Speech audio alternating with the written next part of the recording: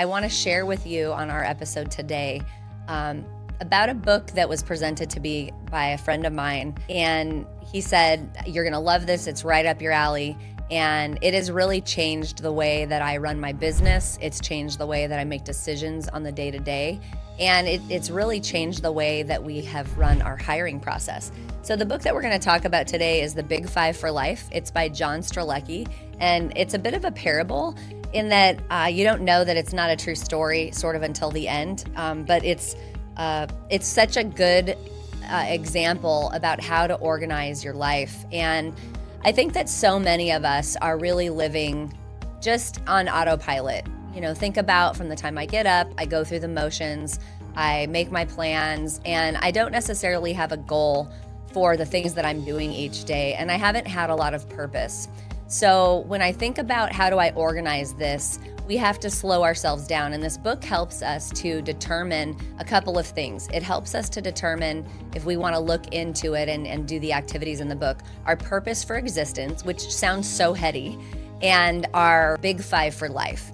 And so the examples that they talk about in this book are based on the metaphor of walking through the museum of your life. And so when he talks about it, he says, you know, we spend our time every single day doing things kind of monotonously or mindlessly.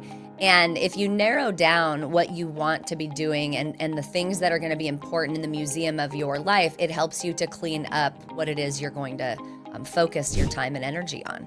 And so basically, if I were saying that for example, my purpose for existence is to serve humankind. I know that I'm here to be of service, to help people through their trials and tribulations. It's what prompted me to become a teacher. It's what prompted me to re-career in my early 30s to become a mental health specialist.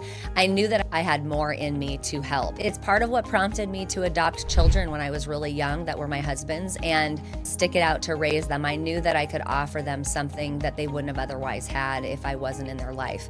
And so when I think about my personal purpose for existence, it's to serve humankind. But everybody has different purposes. And when I think about how I narrow down my big five, these are going to be the 5 most important things you want to do or see or experience before you die.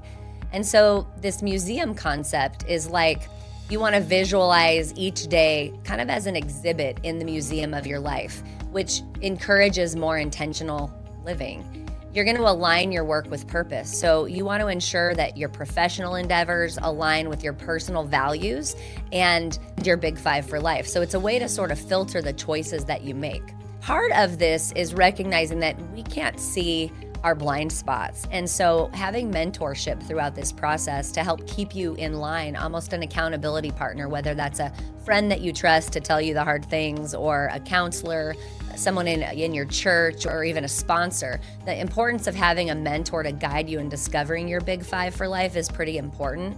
It takes a lot of introspection, and it's helpful to have somebody that knows you well to help you kind of narrow down your big five. The other piece that's important related to this book is having a value of continuous growth, meaning that you're striving for ascending life, represents continuous growth, achievement, learning new things, leaning into discomfort, and trying to grow and stretch in areas that might have been otherwise uncomfortable.